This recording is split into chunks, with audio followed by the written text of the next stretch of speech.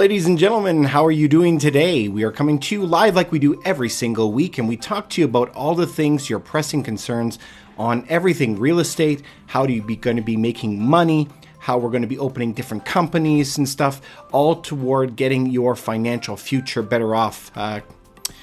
Chris, the real estate guy, how are you, sir? Good to see you today. Thanks for coming by. Really appreciate it. So guys, what we do every single week is we are going to be hyper focused, laser focused on you when you're going to be opening up your businesses. We're going to be opening up how to get extra cash flow going on. And the cornerstone is always real estate. So today what we're going to get into is how you can be making a lot more money and how to get it to your advantage when we're going to be coming into what the industry is calling offer dates. As long as I can remember, ever since I was young, it was always only one way. And the way was that you would put your price of your property or your commercial property or your company slightly above what you were expecting to get and expect to get negotiated down. What has gotten very, very popular in the past 10 years or so, especially since the great financial crisis, is people are putting the price lower and lower and lower, which has been quite shocking, right? We're shocked to see that. Just this week, we saw a property that was listed for $499,000 in Toronto, and the value of the property was $1.2 million. So they are doing this deliberately. It's false advertising. There was also the record I saw this week was a property that was listed for $1.5 million, and it was a $2.5 million property. There were hundreds and hundreds of people coming out during COVID to come look at a property and expose themselves because they thought they had a chance at getting this amazing deal. But lo and behold, there's 50, 60, 70 offers on the property, and the price goes bananas. So, what are you, the clients, supposed to do in a situation like this? And this is where we can talk about it, learn some strategies about it, and lean on your experience that you can learn, and lean on the experience of the people around you and building your dream team. So the first one is kind of obvious. My number one thing for you to get away from this is because we sell a lot of properties. So from a selling agent from my side, I can explain to you what happens on this side so that you know what's going to happen when you're going to go purchase a property. The best way to heal a wound is to not get in a fight, right? So the best way for you not to get into these offer date situations or bidding war situations is to not get in one. So how do you not get into one? Well, that's where what you can see off-market properties, private sales, exclusive sales, bankruptcies, company-owned properties, stuff like that.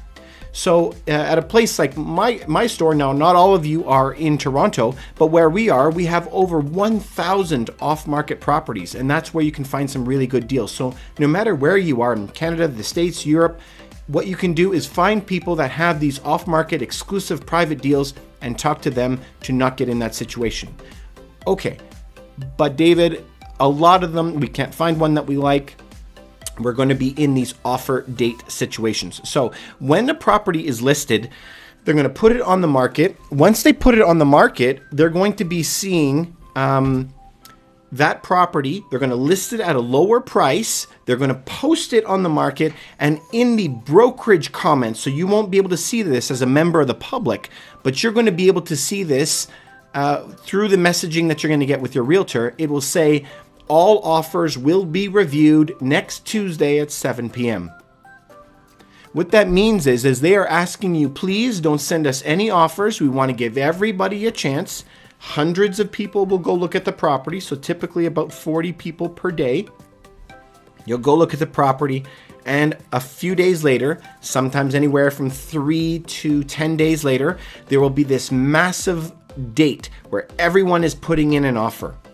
Typically what happens is you will look at 10 offers, 20 offers, and 10 of them will not be strong enough and they'll go right off the list. 10 of them will be amazing, you'll keep them and call each one of those 10 back to get a higher price. And it drives the price really, really high. So that's what an offer date is, and we can find out what that date is through your realtor. But did you know that you have a legal advantage? Did you know that you have a legal right to put forth an offer anytime you want? So even though the actual seller has put a time that he wants to review it, you have a legal right to put that offer in immediately, right away. So what happens if you saw a house that was worth $1 million, it was listed for $500,000, and you knew that it was worth about $1 million, and you wanted to put in a really good, strong offer immediately to get them to not go to the auction or the bidding war or the offer date? You have the right to put in that offer immediately, and the agent has a legal requirement to present it to the owners. That's your right, and you should exercise that right. But this is going to require some research on your part. So the number one strategy is not to get into an offer date situation, but the number two strategy would be use a bully offer when you have that right.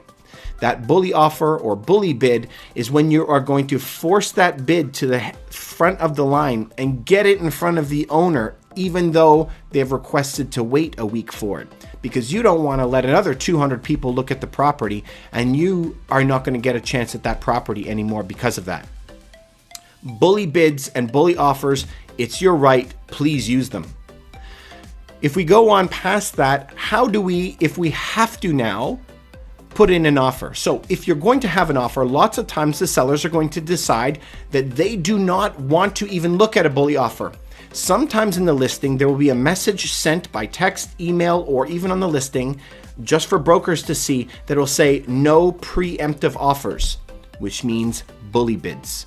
So if you have no preemptive offer available to you, you have to go into competition with everybody else. Oh boy.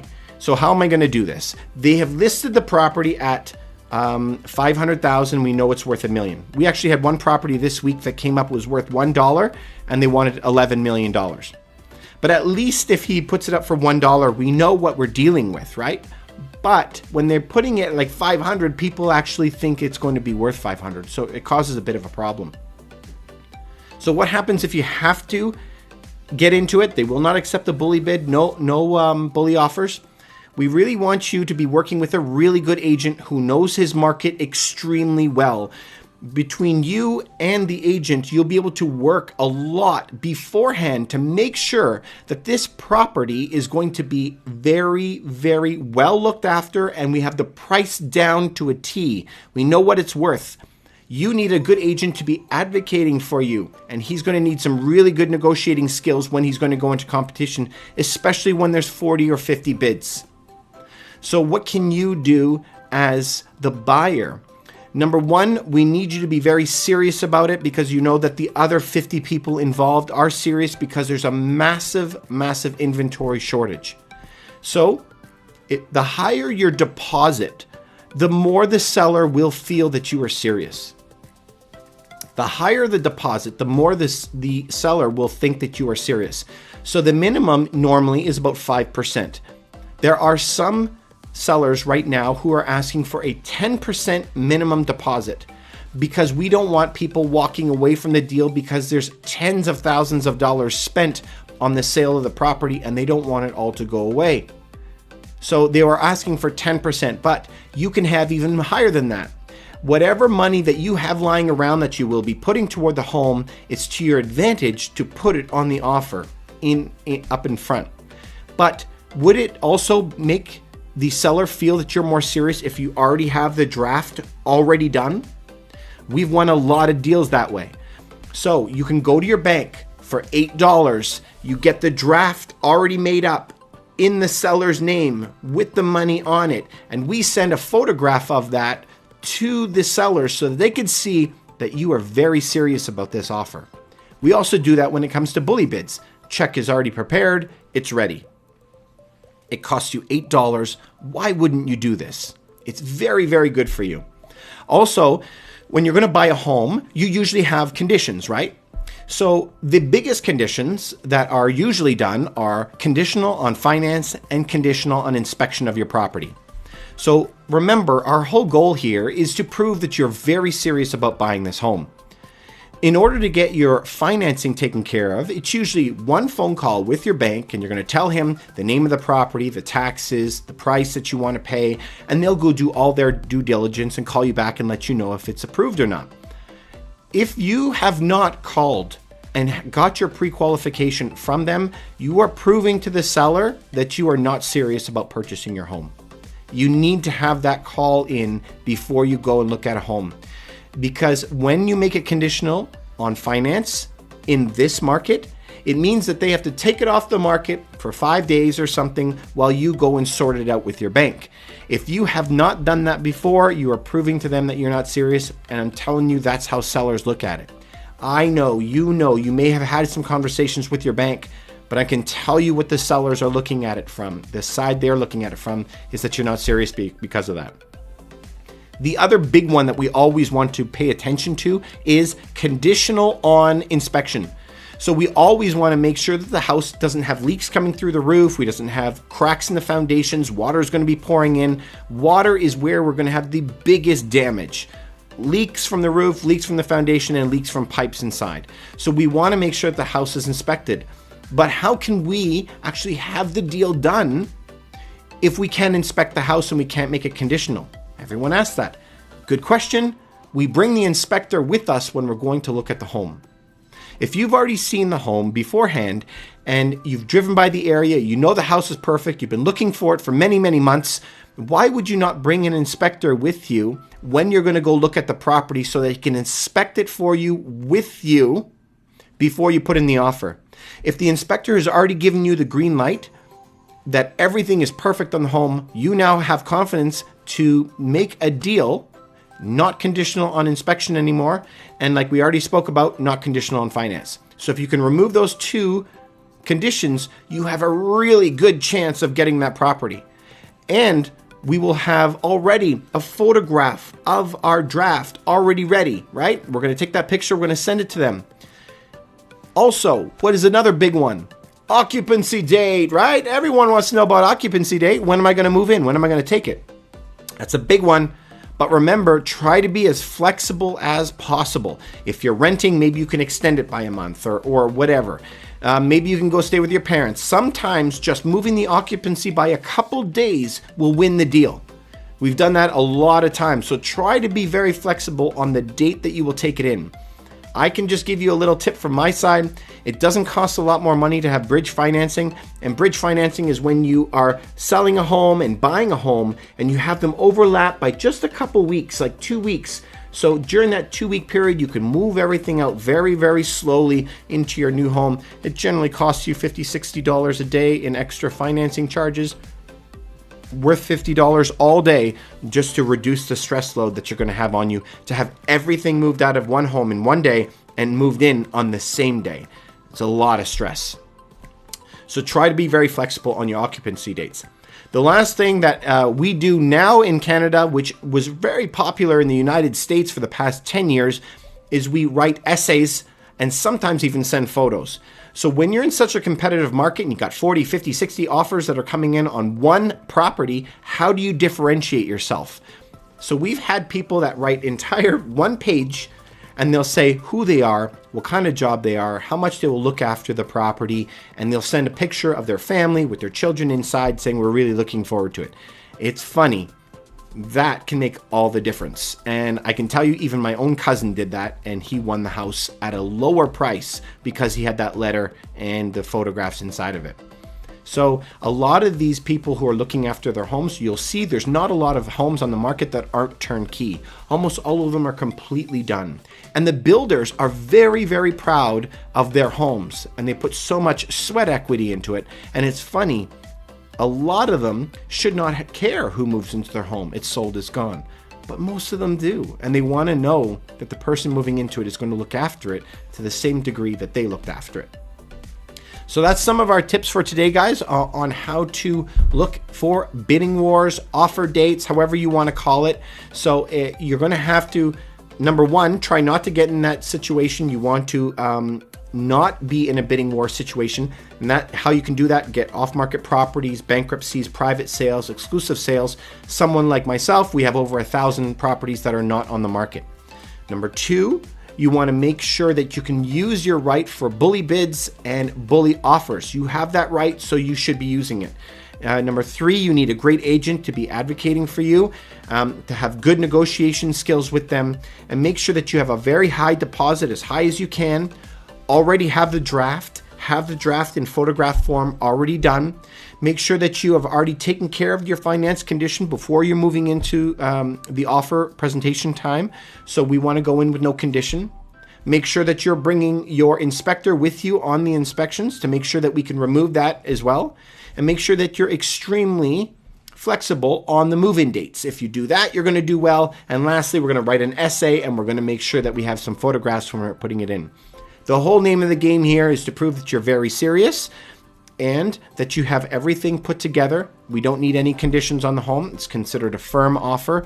And if you do this, you're going to have a really good chance of getting the property. We don't like it when it's this busy, that it's this short of supply. It makes everybody on edge. It's hard on the agents. It's hard on the brokers. It's hard on the clients. It's hard on the mortgage brokers. It's hard on everybody. In the old days, we used to have to go with a client and look at 5, 6, 7 properties, and they'd buy one and it was okay. They just had their pick. But now it's completely turned around where people are putting offers on 10, 20 properties in order to get one. So you really have to make sure that you're not going to be overpaying for that property. And how you do that is make sure that you know your area extremely well. And if you know your area extremely well, you will know the price that is a fair market value, and you will not pay over that.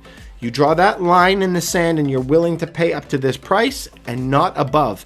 None of this stupid business where people are paying 15% over market value. Remember, over market value means nothing. Market value is everything. Over asking doesn't mean everything. So the house that we were speaking about earlier was $500,000 on the market, and it was worth 1.2. Of course, it's going to sell for more than what they were asking, right? The key for you to figure out with your agent or your trusted advisor is to find out what it's worth, and don't pay over that number. Paying over asking doesn't mean anything. Like I mentioned earlier, we were looking at a property this week, $11 million property, and it was listed for $1. Of course, we're going to be paying over asking price for it, right? So what we see in the news likes to sell these stories, right? And they're seeing, it sold for $1 million over asking, like that property did this week. Yeah, well, they listed it $1 million under what it was worth. So no big surprise to the realtors or to the clients who are looking that actually know the markets really well. So those are some tips. I hope that we were able to help you out a little bit. Like always, we're going to be downloading this stuff. We upload it onto our YouTube channel, Rough Team Realty, if you want to go there and take a look. We want to be helpful and provide value at every step of the way and help you make a lot more money every step of the way in buying and selling properties and however you're setting your companies up, because the cornerstone of all wealth creation is always real estate.